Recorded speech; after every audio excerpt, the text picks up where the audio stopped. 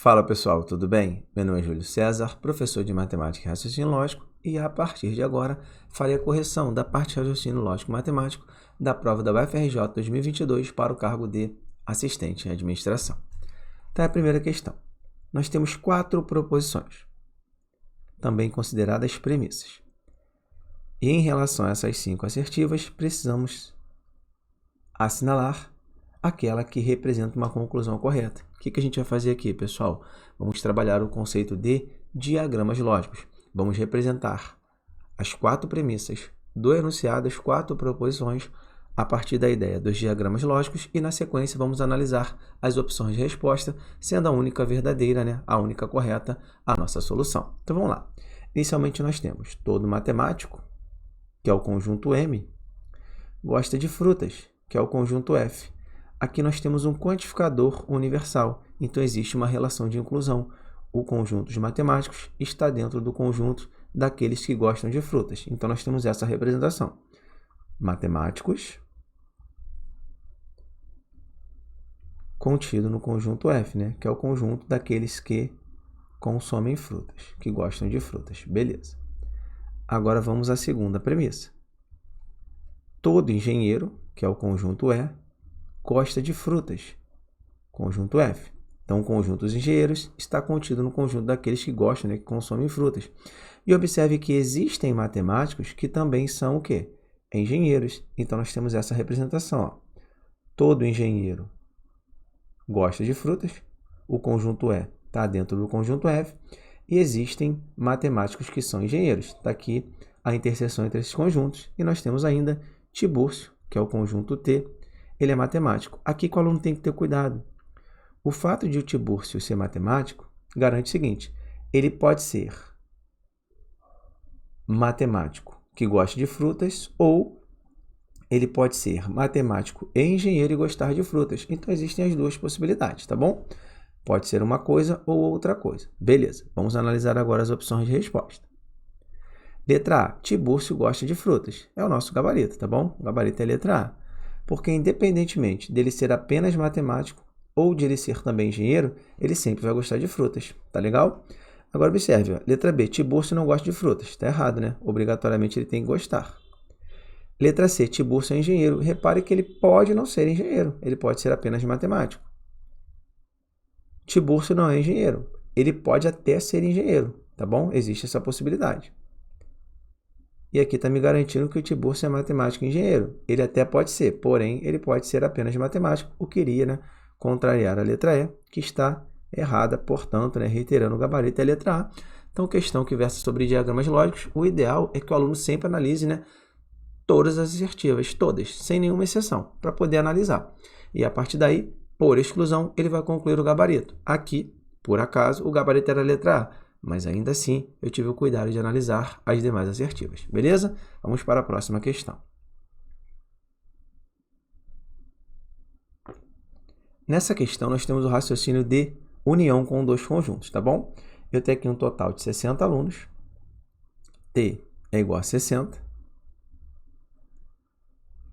10 alunos acertaram as duas questões. Então, nós temos a primeira questão que eu vou chamar de P, a segunda questão que eu vou chamar de S, e a interseção P e S, tá bom? As duas questões, primeira e segunda.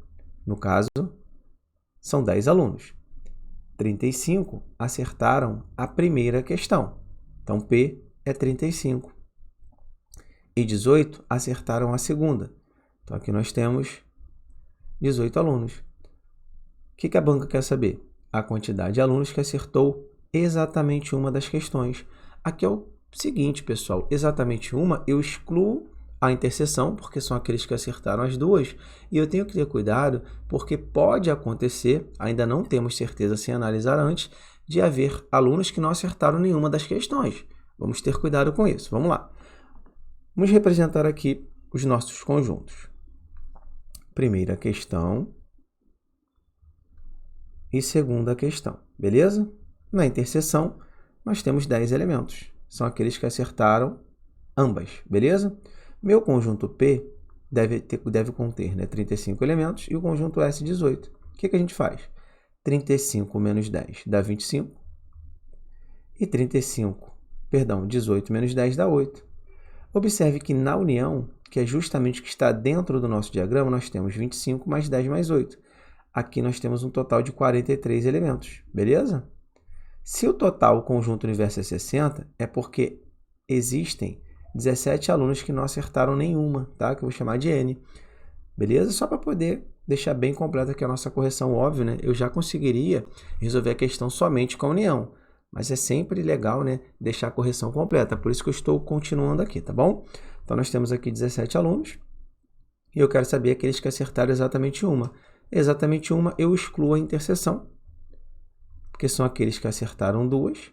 E eu também excluo aqueles que não acertaram nenhuma. Então, qual é a nossa solução? 25 mais 8. 25 acertaram apenas a primeira, 8 apenas a segunda. Então, a nossa solução, que eu vou chamar de S, vai ser 25 mais 8, que vai ser o quê? 33. Vou colocar S' aqui, né? Porque tem o conjunto S, que são aqueles que no total, né, acertaram 18 questões. Então, nosso gabarito é a letra C. Júlio, por que eu não posso assinalar 18, tá? Porque 18 é o conjunto S, são aqueles que acertaram a segunda questão. Então, tira. Por que eu não posso marcar 35? 35 são aqueles que marcaram, né, que acertaram a primeira questão. E 43 é a nossa união. Então, o aluno tem que ter cuidado com isso, beleza? Então, claro, o gabarito é 33. 53 aqui seria, né, 43 mais 10, que seria a interseção. Então, aqui é pegadinha, beleza? Então, o gabarito nessa questão, letra C, questão que versa sobre a união com dois conjuntos. Lembrando, né, exatamente uma, eu excluo a interseção e os elementos que se encontram fora da união. E é importante o aluno entender que dentro do diagrama eu tenho a união e no total, né, no conjunto universo, eu incluo aqueles que estão fora da união, beleza? Próxima questão. Aqui, galera, o enunciado é bastante extenso, então não vou nem perder tempo com a leitura, beleza? Vamos para cá. O que a gente precisa encontrar? A gente precisa encontrar a variação percentual negativa, beleza? Do trimestre encerrado em fevereiro de 2022 em relação ao mesmo trimestre do ano anterior. E repare que existe aqui a ideia do aproximadamente. Então, vamos lá. Inicialmente, vamos encontrar esse trimestre que encerrou em fevereiro de 2022. Vamos para cá. Repare que nesse trimestre, que começou em dezembro de 2021 e terminou em fevereiro de 2022, o indicador era 2.511. No mesmo período, né? Só que em relação ao ano anterior, ó, mesmo trimestre, ano anterior, nós temos esse indicador, 2.752, que é a nossa referência, que é o nosso 100%. Mas por quê, Júlio? Porque existe uma variação percentual negativa. Então, nós podemos trabalhar, né, o conceito de proporcionalidade. Nós temos o valor em reais e nós temos o percentual. Então, 2.752 é a minha referência, é o meu 100%. E repare, pessoal, que foi de 2.752, vou mostrar aqui, para 2.511. Então, se o aluno puser aqui 2.511 e chamar de x, não está errado, só que ele vai ter que trabalhar duas vezes. Ele vai encontrar o percentual relativo a 2.511 e depois vai ter que tirar em relação ao 100%. Dá mais trabalho.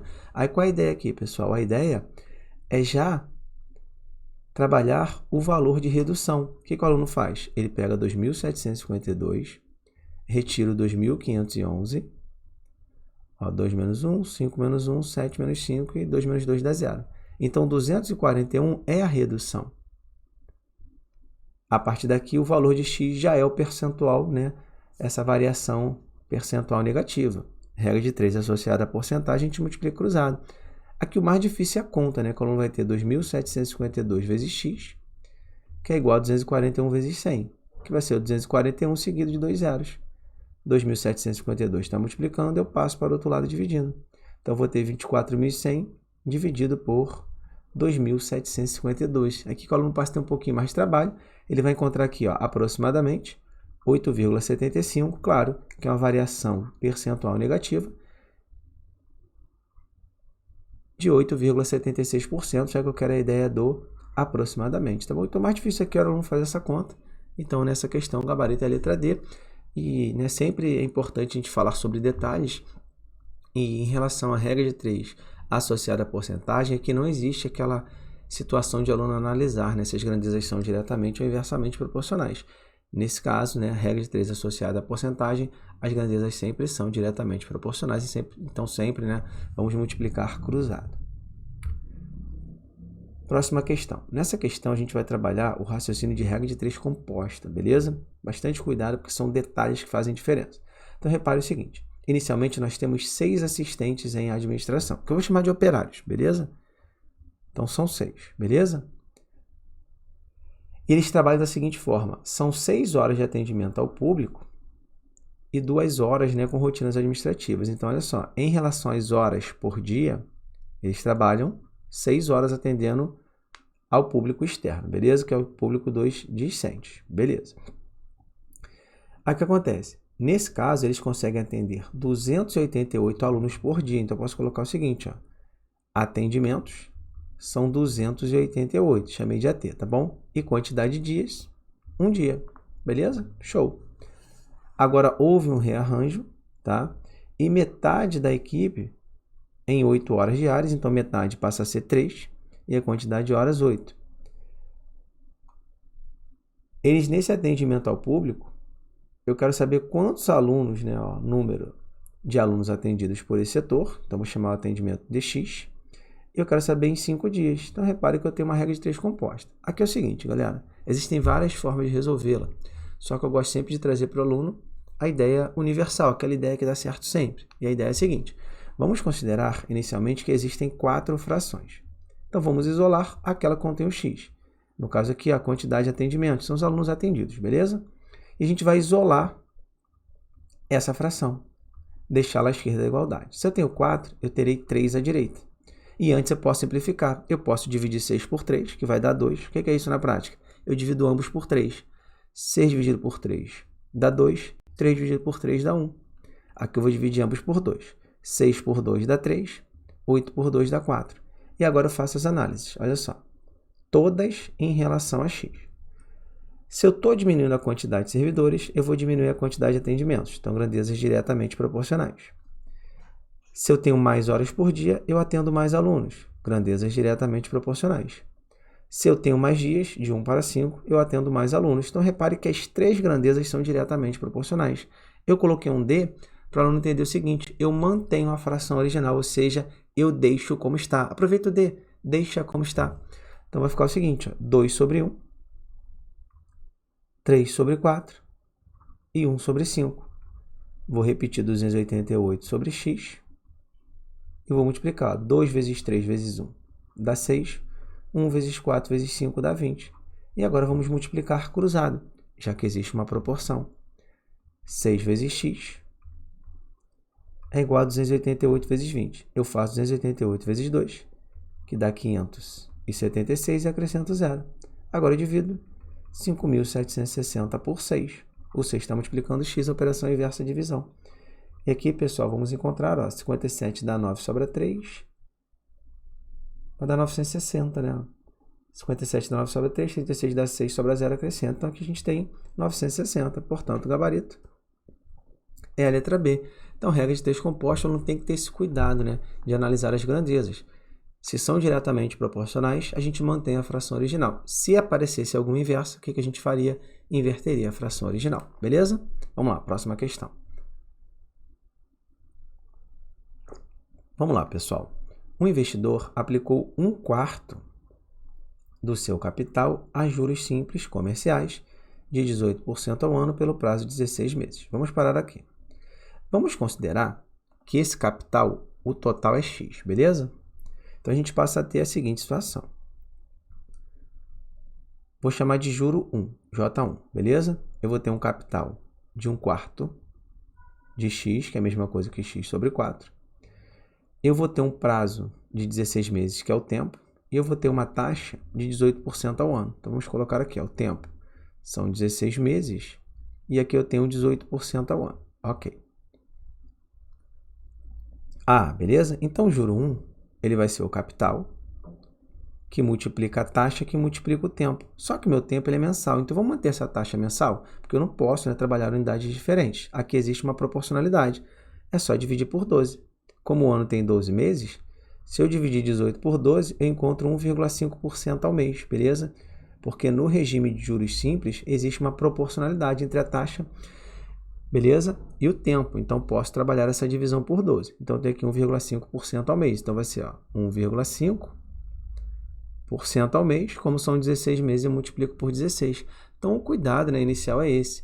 Porque, independentemente do regime, seja de juros simples ou juros compostos, o aluno tem que ter o cuidado que a taxa e o tempo devem andar na mesma unidade. Então, se o meu tempo está em meses e a minha taxa está em anos, o que eu devo pensar, pessoal? Ou todo mundo em meses ou todo mundo em anos. Aqui eu optei por todo mundo em meses, como existe uma relação de proporcionalidade entre a taxa e o tempo, sabendo que o ano tem 12 meses, quando eu divido 18 por 12, eu encontro 1,5, beleza? Então, eu tenho aqui uma taxa de 1,5% ao mês, beleza? Show de bola. O que a gente vai fazer aqui para encontrar o juro 1, galera? Seguinte, ó, vamos trabalhar na malandragem. O que eu vou fazer aqui? Ó? Vou fazer 1,5 vezes 16, que dá 24, beleza? Então, não existe mais 1,5, não existe mais o 16. Vou pegar 24 e vou dividir por 4, que vai dar 6. Então, esse 4 não existe mais, esse 24 não existe mais, eu passo a ter 6. Aí eu tenho x vezes 6, que dá o quê? 6x, né? Que é a mesma coisa que 6 vezes x, e eu mantenho aqui o 100, ok? Para quem não entendeu, vou fazer de novo, beleza? Então, o que a gente tinha aqui? Eu tinha x vezes 1,5% vezes 16, ok? Aí eu fiz 1,5 vezes 16, que dá 24. O x estava sobre 4, né? Beleza. Aí eu fiquei 24 sobre 100. Aí eu dividi o 24 por 4, tá? Aqui a gente fez uma divisão. 24 por 4 dá 6. Aí fiquei x vezes 6, que é a mesma coisa que 6 vezes x sobre 100, tá bom? Então, aqui eu dei um zoom, vamos assim dizer, para que o aluno entenda melhor, né, os cálculos realizados. É importante. A Júlia fez de uma maneira diferente. Chega ao mesmo valor, não tem problema, tá bom? Em relação ao juro 1, a gente tem que ter essa relação aqui. 6 vezes o capital dividido por 100, ok? Beleza. Aí volta para cá. Vamos agora para o juro 2,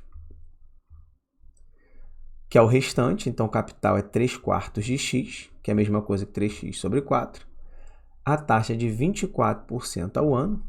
Então, pessoal, 24% ao ano, mesma história, tá bom?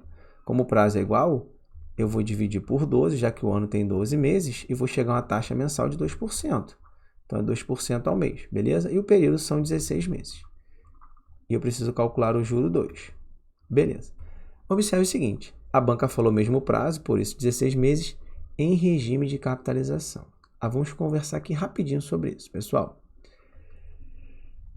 O que acontece? Os alunos me perguntaram, Júlio, nessa questão cabe recurso? Aí vamos lá, vamos entender. Para mim, por esse motivo aí, não. Beleza? Por que a gente sabe, né? O aluno que está estudando há mais tempo, já está nesse mundo do concurso há bastante tempo. Se uma questão ela não determinar o regime de capitalização, nós devemos considerar que esse regime é de capitalização simples, tá bom? E cuidado, capitalização não é exclusivo do sistema de juros compostos, tá? Capitalização, eu posso trabalhar capitalização simples ou capitalização composta. Então, o que eu penso aqui em relação a essa questão? A banca até queria, provavelmente, que o sistema fosse de capitalização composta, mas ela não colocou. Então, de certa forma, houve esse equívoco da banca, na minha opinião. Tá bom? Mas o aluno fala, ele tem que ter recurso, porque a banca não disse se a capitalização era simples ou composta, está errado, tá bom? Por quê? O concurseiro que está estudando há bastante tempo sabe, eu sempre falo isso inclusive nas minhas aulas presenciais. Galera, se a banca não disser o tipo de capitalização, se é simples ou composta, eu devo considerar que a capitalização é simples. E cuidado, capitalização não é exclusivo, né? Não é uma palavra, né? Não é uma ideia exclusiva do sistema de juros compostos, porque existe a capitalização simples e existe a capitalização composta, tá bom? Então, para mim, até aqui, não existe a ideia de anulação da questão, beleza? Porque ela não colocou o regime se é de capitalização composta ou capitalização simples. Então, não existe até aqui. Ok, vamos prosseguir, beleza? Deixa eu calcular aqui o valor do juro. Daqui a pouco a gente volta lá. Então, o juro vai ser o capital, que é 3x sobre 4. Lembrando, tá, pessoal? Tanto aqui no juro 1 quanto aqui no juro 2, eu estou aplicando, né, o CIT sobre 100, que é o capital que multiplica a taxa, que multiplica o tempo sobre 100, beleza? Então, aqui, ó, capital que multiplica a taxa, que multiplica o tempo. Aí, vamos lá, naquela malandragem de sempre. 2 vezes 16 dá 32. Então, esquece o 2, esquece o 16. Vou dividir 32 por 4. Então, esse 4 não existe mais. 32 por 4 dá 8, beleza? Aí, eu vou fazer 3x vezes 8, Deixa eu colocar aqui, ó, o juro 2. 3x vezes 8 é 24x. E eu mantenho aqui o 100 como denominador. É claro que em ambos os casos dá para simplificar, mas por enquanto não vou fazer isso, ok? Por quê? Vamos continuar. Se uma das aplicações rendeu 1080 a mais do que a outra, eu quero saber o capital inicial. Beleza. E cuidado aqui, porque existe o aproximadamente. Aí vamos lá. O juro 2 é maior, beleza? Então posso falar que o juro 2 ele é a mesma coisa que o juro 1 mais 1080, porque ele rendeu 1080 a mais. Aí é matemática básica, beleza?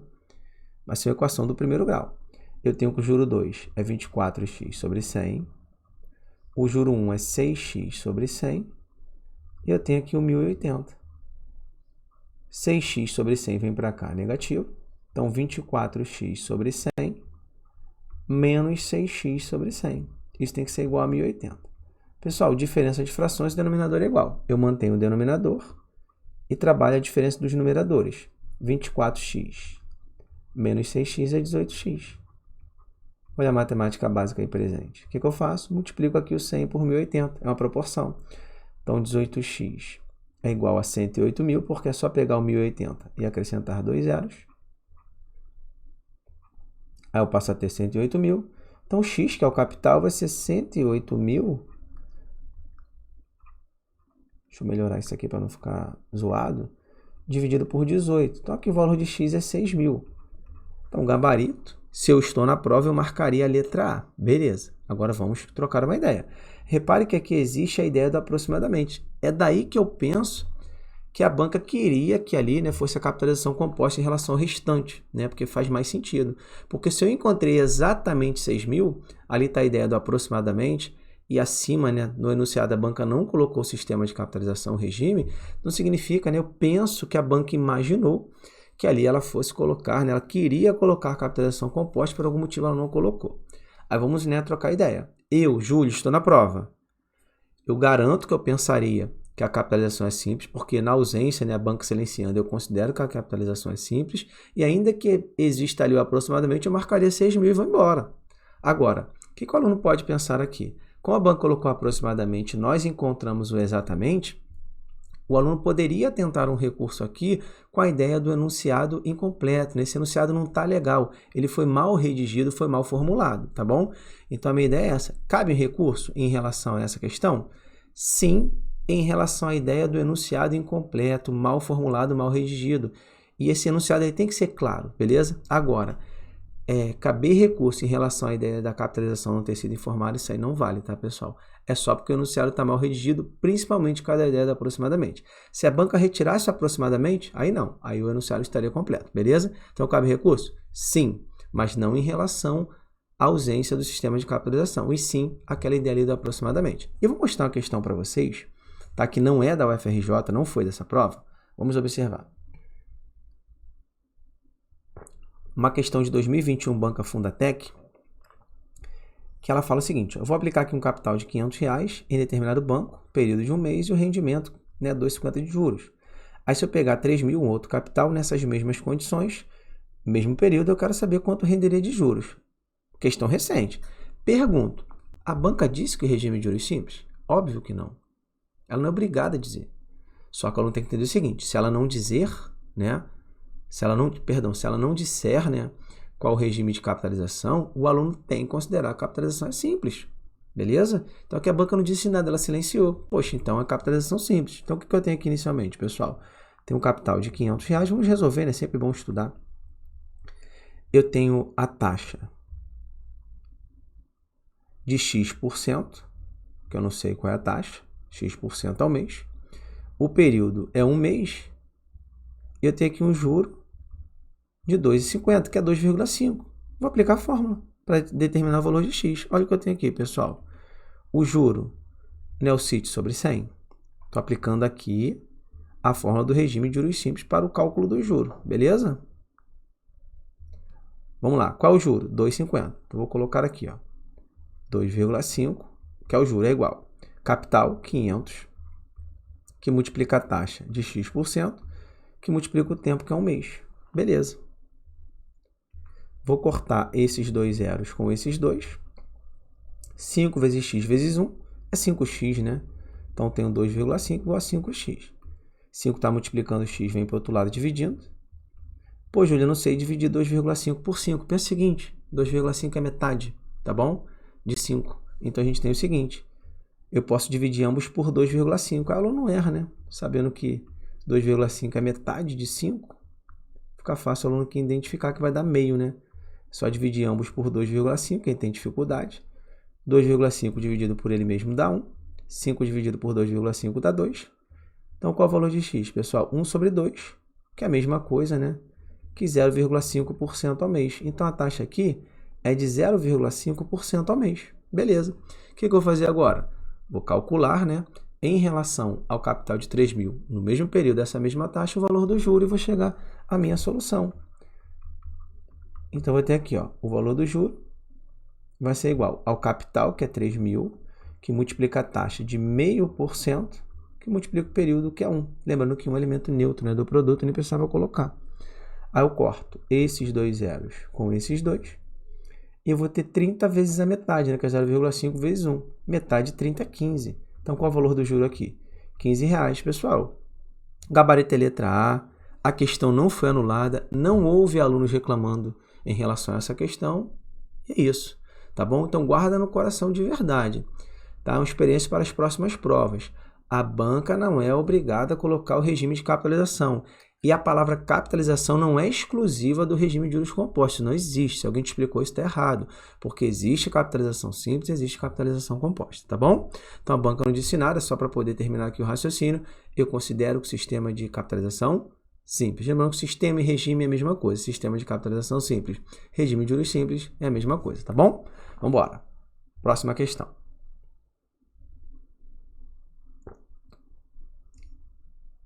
Aí vamos lá, pessoal. Tá aí a questão.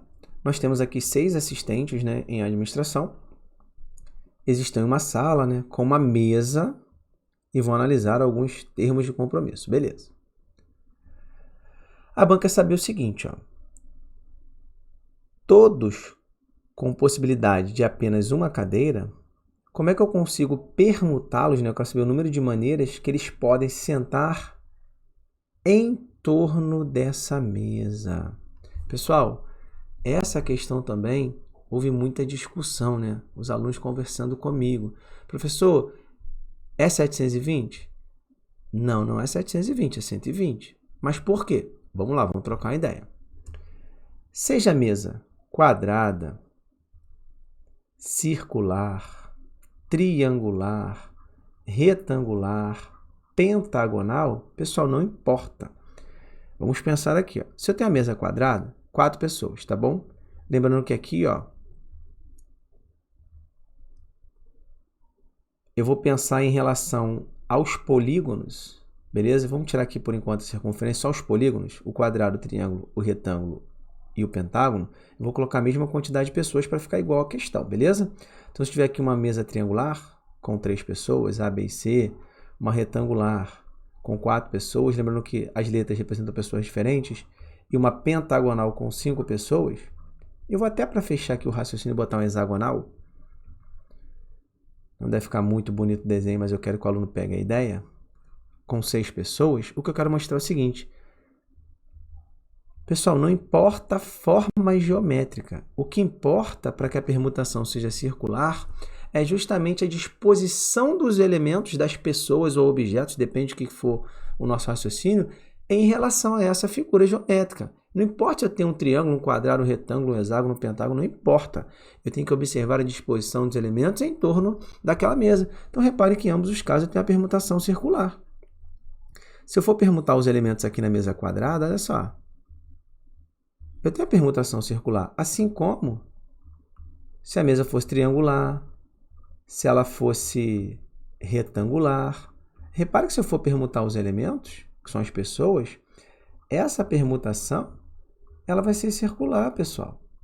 Beleza? Então, não importa a figura geométrica, isso é um mito. Ah, Júlio, então, se for permutação circular, tem que ser ao redor de um círculo? Se no caso fosse uma permutação em torno de uma mesa quadrada, ela é quadrangular? Não, não existe, pessoal. Em todos os casos, temos permutações circulares, tá bom?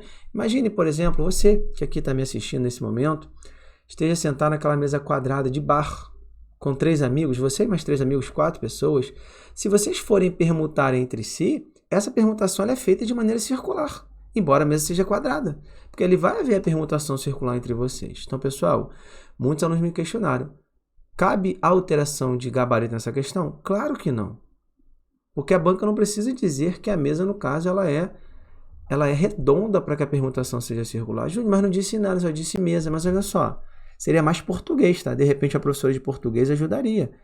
Vamos lá, marca uma professora de português que vocês conhecem aí nos nossos comentários para que ela fale sobre isso.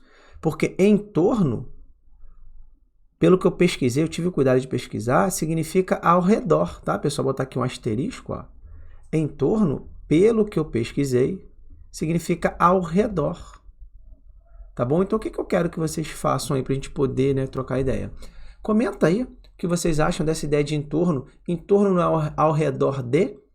Aproveita e marca aquela professora de português, aquele professor de português, para que ele comente aqui também, para que ele converse sobre isso. Porque aqui seria a ideia do português. Que a banca não disse se a mesa era quadrangular, retangular, triangular e por aí vai. Mas a ideia de as pessoas permutarem em torno de uma mesa, pelo menos para mim, minha humilde opinião, significa a permutação circular. Tá bom? Mas quem vai falar melhor sobre isso? Um professor ou uma professora de português, beleza? Então, aqui no caso, é ao redor, beleza?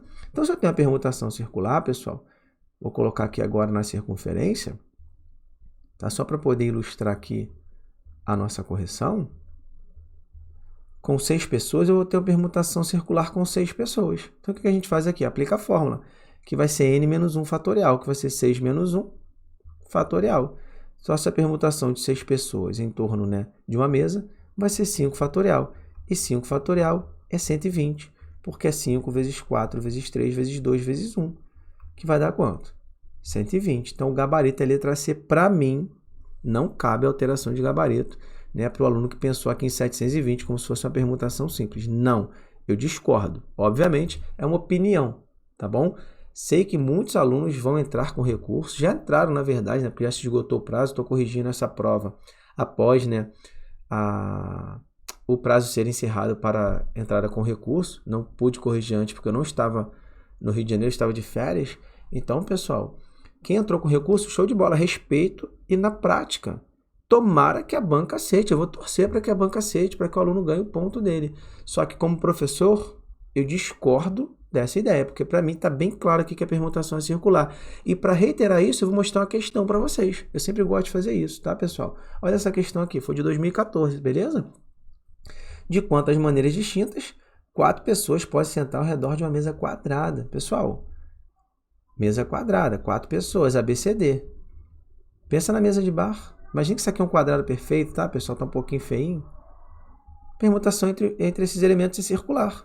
E qual é a fórmula que eu acabei não colocando ali? A permutação circular, apenas mencionei.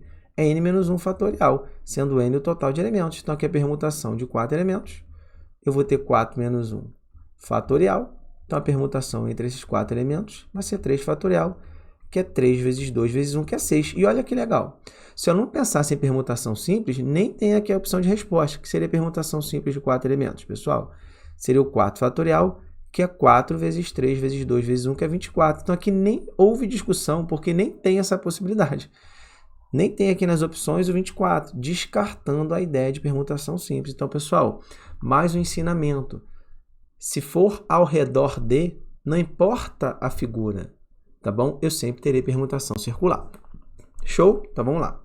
Próxima. Aqui é o seguinte, pessoal, é representação, beleza? Eu tenho aqui, ó, Marcos não é ator e não é biólogo, esse nem é o e não, tá? E não é biólogo, se somente se o Marcos é biólogo ou não é rico. Então, repare que meu conectivo principal é a bicondicional. Então, a letra B já está errada porque tem uma condicional, assim como as letras D e E, ambas com condicionais. Tudo bem, pessoal? Beleza. Aí, o que acontece? Eu posso representar uma proposição em tese da maneira que eu quiser. Por exemplo, eu posso falar o seguinte, ó. Botar aqui, ó, R1, representação 1, só para vocês entenderem. Como assim da maneira que eu quiser? Eu posso falar assim, ó, Marcos não é ator, é a proposição não P, e não é biólogo, que eu posso chamar de não que, beleza? Se e somente se. Marcos é biólogo, aqui é o cuidado. Ele não ser biólogo é não que. Então, ele ser biólogo é que. Ou, que é a disjunção. Ele não é rico, eu vou chamar de não R. Se aparecesse essa estrutura aqui, pessoal, estaria correta, mas não aparece, tá bom? Então, seria uma possível representação. Daí, pensando como a banca. Marcos não é ator, eu posso chamar de não P, conectivo E. Ele não ser biólogo, eu posso chamar de que, não tem problema nenhum. Se e somente se. Como eu falei que ele não ser biólogo é que, ele ser biólogo é não que. Aí eu tenho a disjunção e não R. Tá legal? É justamente o que aparece na letra A. Tá aqui, ó. Não P que, se e somente se, não que ou não R. Então, o gabarito é a letra A. Tá legal, pessoal? Então, assim, eu poderia representar de outras formas também. Júlia, podia chamar a proposição que você chamou de não P de R? Claro que você pode. Então, pessoal, aqui existem inúmeras possibilidades de representação, muitas mesmo, tá bom? Existem várias possibilidades. Quer ver, ó? Eu poderia chamar uma representação 3 aqui, ó. Se eu quisesse, tá? Eu podia falar, Marcos não é ator, é não R. E Marcos não é biólogo, eu posso chamar de que, se e somente se. Ele não ser biólogo, chamei de que, ele ser biólogo não que. Ou eu posso chamar aqui de não P. O fato de não ser rico, ou até mesmo P, se eu quiser. Tá? Isso aqui também estaria correto. Então, pessoal, existem inúmeras formas. Só, claro, a banca considerou essa daqui, ó, que está na letra A, tá bom? Então, só cuidado com isso, para que o aluno não se confunda. Vamos dar uma olhadinha na letra C, pessoal? Vamos ver o que a banca poderia pensar? Vamos pensar na representação 4. Ó. P seria Marcos não é ator. Ok. E não é biólogo. Eu posso chamar de não que. Beleza? Se e somente se. Ele ser biólogo tem que ser que ou não R. Então, poderia ter essa representação aqui também, estaria correto. Mas por que a letra C não está correta? Porque aqui, ó, P ou não que, tá? O erro está aqui, ó, P ou não que. Porque seria P e não que, beleza? E aqui, ó, que ou não R. Botou que e não R. Então aqui os erros, né? Aqui não seria o ou, aqui não seria o E. Ou vem a inversão aqui dos conectivos, tá? Por isso que a letra C está incorreta. E as 4 que aqui eu coloquei estão corretas. Lembrando que existem outras formas, inúmeras, incontáveis formas de representar essas proposições, beleza? Então, o gabarito é a letra A. Letra C está incorreta. Próxima. Aqui o enunciado é grande, tá, pessoal? Questão de probabilidade. Vou direto ao que interessa, beleza? Então, é o seguinte, eu tenho 60 senhas, beleza? E é o seguinte, vamos sortear aleatoriamente uma e eu quero saber a probabilidade, né, dessa senha possuir um número, né, conter um número maior que 20. Pessoal, probabilidade existe um princípio básico, PQT, o que eu quero sobre o total, número de resultados que me interessam sobre o número de resultados possíveis, tá bom? Casos favoráveis sobre os casos possíveis. Júlio, não entendi. Olha só, probabilidade é o que eu quero sobre o total, PQT, beleza? O total é fácil, são 60 senhas. E o que eu quero? Quais são os resultados que me interessam? Valores maiores que 20. Então, maior que 20, galera, é do 21 ao 60. Do 21 ao 60 existem quantos números? 40, é só pensar o seguinte, de 1 a 20 tem 20. Se o total é 60, de 21 a 60 tem 40. Então, eu tenho 40 sobre 60. Eu sempre falo, né, nas minhas aulas, o aluno não gosta de simplificar, mas sempre em qualquer prova vai aparecer essa situação, o aluno vai ter que simplificar. 40 sobre 60 já está correto, mas como não aparece nas opções, precisamos simplificar dividindo ambos por 20. Júlio, eu não enxerguei que é por 20. Então, faz aos poucos. Por exemplo, comece cortando os zeros e depois divida por 2, tá bom? 40 por 20 dá 2, 60 por 20 dá 3. Então, o gabarito é a letra D. Como assim, Júlio? Você falou, começa cortando os zeros e depois divide por 2. Olha só, 40 sobre 60. O que eu podia fazer? Eu cortava os zeros e agora dividia por 2. Ó. 4 por 2 dá 2, estou mostrando uma outra forma de simplificação. E 60 por 2 dá 3, tá? Então, aqui o gabarito é a letra D, 2/3. Lembrando que probabilidade é o que eu quero sobre o total. O que eu quero? Número de casos favoráveis, aqueles resultados que me interessam. E o total é o número de casos possíveis, beleza? Pessoal, vocês estão gostando da aula? Estão gostando dessa correção? Então aproveita o seguinte, deixa o like aí, comenta para mim o que vocês estão achando. tá bom? Deixa aí o comentário, a sua sugestão, a sua dúvida, a sua crítica, o que vocês quiserem. Fiquem à vontade para poder trocar essa ideia comigo e, claro, se ainda não se inscreveram no canal, aproveita agora, pare rapidinho e se inscreva no canal, beleza? E ativa o sininho para não perder os vídeos que são postados semanalmente, beleza? Show de bola, muito grato a todos, vamos continuar. Aqui mais um enunciado extenso, né?